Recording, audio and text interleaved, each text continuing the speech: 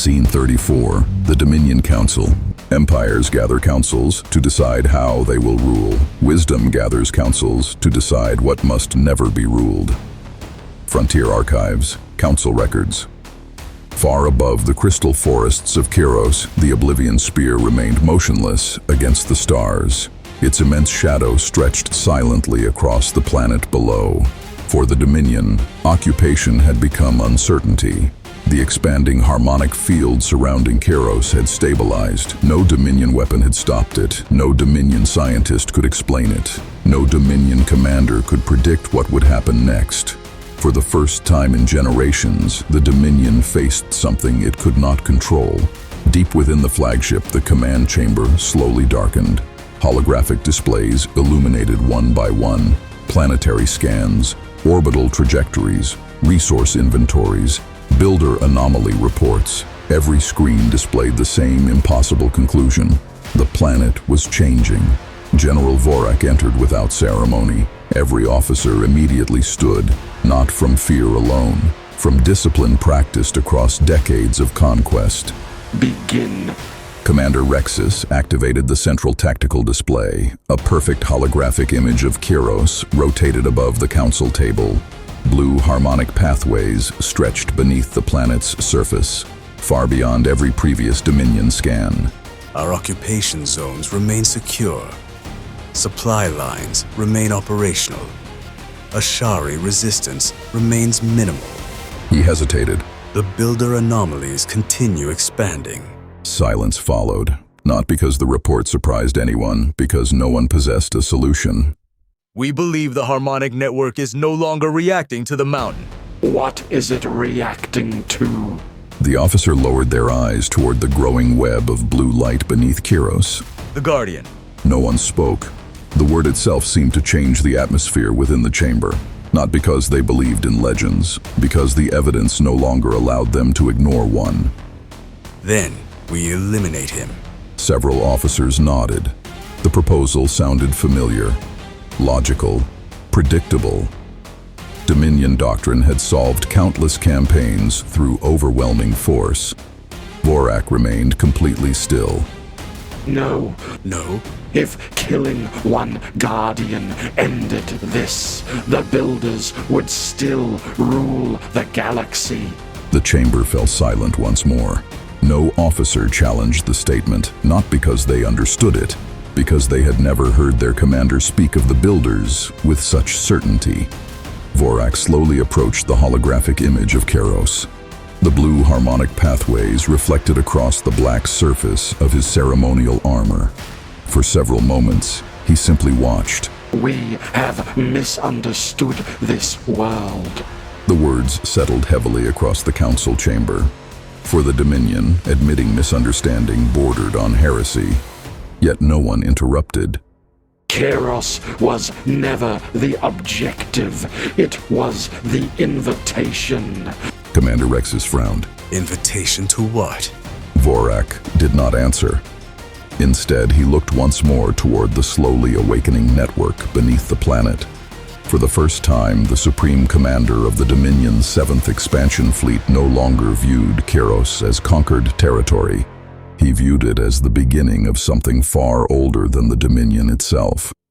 The holographic image of Kheros rotated silently above the council table. The blue harmonic pathways continued expanding beneath the planet's surface. Not randomly, purposefully. Every new scan produced the same impossible result. The network behaved less like machinery and more like something alive. The Dominion officers exchanged uneasy glances. Across decades of conquest, they had studied civilizations, military doctrines, ancient technologies. None had encountered anything resembling the Builder network awakening beneath Kheros. If the Guardian is the catalyst, then separating him from the planet remains the logical solution. Several senior commanders nodded. The proposal fit every Dominion campaign ever fought. Remove the leader, suppress resistance, secure the objective, advance. General Vorak remained motionless. The polished black visor of his helmet reflected the rotating image of Kheros. When he finally spoke, his voice remained calm. You are thinking like soldiers. We are no longer fighting soldiers. Silence settled across the command chamber. Then, what are we fighting? Vorak slowly reached toward the holographic projection. His armored hand passed through the blue lattice beneath the planet's surface. A memory. No one understood, not completely, yet no one interrupted. Our instruments continue detecting synchronized harmonic pulses across multiple subterranean locations. The network no longer appears centralized. It is awakening itself. Another uneasy silence followed. For the Dominion, machines obeyed commands, weapons followed programming, nothing awakened itself. Can we isolate the network? We have attempted electromagnetic disruption. No effect. Gravitational interference. No effect. Directed energy. No effect. The officer hesitated before continuing. The network ignores everything except living interaction. General Vorak slowly closed his hand. The holographic projection disappeared. The command chamber darkened. Then the builders achieved something we never understood. He turned toward every commander seated around the council table. They stopped building machines. They began building relationships. The words sounded almost impossible within a Dominion command chamber. Yet none of the gathered officers could argue with the evidence surrounding them. If that's true, how do we fight it? Vorak looked toward the stars beyond the observation window. His answer came quietly, almost reluctantly. I don't know. The admission struck the chamber harder than any tactical report. The Supreme Commander of the Dominion's 7th Expansion Fleet had spoken 3 words no subordinate had ever expected to hear. Far below, Kheros continued turning beneath them, patient, silent, waiting. For the first time, the Dominion no longer feared an enemy they could identify. They feared a future they could not predict. No one in the command chamber spoke, not because General Vorak had ended the discussion, because every officer present had reached the same unsettling realization. The Dominion had conquered worlds. It had never conquered understanding. The command chamber lights dimmed automatically. The tactical display shifted. Kheros disappeared. In its place, a series of recovered Dominion intelligence reports appeared. Centuries of exploration, thousands of surveyed worlds, millions of archived records. One by one, the reports highlighted civilizations that had vanished without explanation. No battles, no planetary impacts, no known epidemics. Only silence. We believe these extinctions were unrelated. They occurred across different eras, different regions, different species. The officer hesitated. But every record contains one common element. The tactical display zoomed inward. Across dozens of forgotten worlds, ancient crystalline structures appeared. Most remained buried. Some had been destroyed. Others had simply never been understood. They were builder worlds. No, they became builder worlds. The distinction settled uneasily across the chamber. General Vorak slowly approached the projection.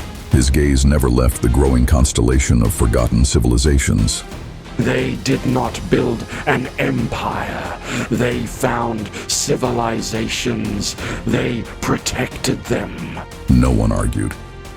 For the first time, the Dominion's understanding of builder history began changing. If they protected all of them, why are they gone? The question lingered unanswered. Even Vorak possessed no certainty. We assumed they were defeated. We no longer know if that assumption was correct. The command chamber became quiet once more. Outside the great observation windows, Kheros slowly rotated beneath the flagship. Beautiful, silent, waiting. Another Dominion analyst stepped forward. Unlike the military officers, their uniform carried the insignia of historical intelligence. General, there is one more anomaly. Continue. We have found no builder monuments celebrating victory. No triumphal records. No declarations of conquest. Only archives, observatories, and places of remembrance. General Vorak slowly closed his eyes. The report confirmed what he had begun to suspect. They were preparing for someone else. Commander Rexus frowned. The Guardian. No, the future. No further explanation followed. The distinction carried enormous consequences. If Vorak was correct, then the Dominion had never invaded a forgotten builder fortress. They had interrupted a promise waiting thousands of years to be fulfilled. Far below, the Ashari rebuilt their homes. Zandor walked among them. The living mountain remained quiet. None of them knew that high above, even the Dominion had begun questioning everything it believed about the builders. For the first time in the history of the Dominion's 7th expansion fleet, victory no longer seemed certain. Understanding had become the greater challenge. The command chamber fell into complete silence. No officer reached for another report. No strategist proposed another assault. The Dominion had entered the Kheros campaign believing it possessed superior knowledge. Now, knowledge itself had become uncertain. The holographic display slowly changed once more. The ancient builder worlds disappeared. Only Kheros remained, a single blue sphere suspended above the council table, quiet, patient, almost watching them in return. General Vorak stepped closer. The reflection of the planet spread across the polished surface of his black ceremonial armor. For several long moments, he said nothing. General, what are your orders? Every officer waited. For decades, the Dominion had always answered uncertainty with force. Every campaign followed the same pattern: identify, advance, overwhelm, occupy. This time, Vorak remained still. No further excavation. Several officers looked up in surprise. No attempts to breach additional builder sites. No interference with the harmonic network. General, then what is our objective? Vorak looked toward the slowly rotating image of Kheros. We observe, we learn, and above all, He paused, not searching for words, choosing them. we do not repeat the builder's final mistake. No explanation followed. The officers understood only one thing. Their commander had just changed the direction of the entire campaign. Commander Rexus lowered his eyes toward the tactical display. For the first time, he no longer saw Kheros as a prize. He saw a question. Outside the observation window, the stars stretched endlessly across the darkness. For years, the Dominion had believed those stars represented territory waiting to be claimed. Now, even that certainty began to fade. Far below, the Ashari village continued rebuilding beneath the afternoon light. Children carried polished crystal blocks. Families repaired broken homes. The sounds of ordinary life echoed gently through the valley. Zandor stood quietly at the edge of the settlement. The guardian symbol beneath his armor remained calm. No visions, no commands. Only the steady reminder that every choice from this moment forward belonged to the living. Luma joined him. The singing crystal floated peacefully beside her. Neither spoke, neither needed to. Some victories announced themselves with celebration, others with silence. Far beneath their feet, the builder world rested once again. The Hall of Guardians, the hidden observatory, the chamber of the first promise, the silent warning, the oath chamber. Every archive returned to patient stillness, not waiting for orders, waiting for wisdom. The Frontier Archives would later record that two councils met on the same day above Kheros, one beneath open skies, one among the stars. Neither declared victory, neither ended the war, yet both reached the same unavoidable truth.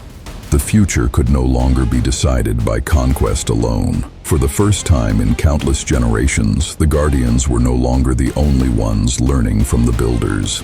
Even the Dominion had begun asking questions, and in that single change, the future quietly began to shift. Scene 35, Echoes of the Future. The future is never heard first by those who seek power. It is heard by those who remain willing to listen. Frontier Archives, closing records. Evening slowly settled across Kheros. The long shadows of the Crystal Mountains stretched across the valley. The work of rebuilding gradually gave way to the quiet rhythm of another approaching night. The first day after the Guardian's return had nearly ended. The Ashari village glowed beneath hundreds of crystal lanterns. Children laughed between newly repaired homes. Families shared food around small fires. The sounds of ordinary life once again filled the valley. Nothing appeared extraordinary, yet everything had changed. High upon the western ridge, Zandor stood alone. The cool evening wind moved gently through the crystal forests below. The Guardian symbol beneath his armor remained perfectly still. It no longer searched, it no longer guided. It simply remained present. For the first time since arriving on Kheros, he allowed himself to be still. Not because the danger had ended, because he finally understood what the builders had spent thousands of years trying to preserve. Moments like this. This was always the point. The wind carried his words across the valley. No answer returned. The mountain no longer needed to answer every question. Far below, Luma quietly looked toward the western cliffs. The singing crystal rested peacefully beside her. Its turquoise light barely shimmered. Then, without warning, it brightened. No. She looked toward the mountain, not frightened, listening. The crystal emitted one clear harmonic tone. Unlike every note before, this one did not travel toward the mountain. It traveled upward, toward the stars. Far beneath the western mountains, the hidden observatory awakened for only a single heartbeat. Thousands of silent builder systems synchronized together. Not fully, only enough to send one pulse beyond Kheros. Across the stars, the pulse traveled silently through forgotten builder pathways, invisible, patient, waiting. World after world remained silent.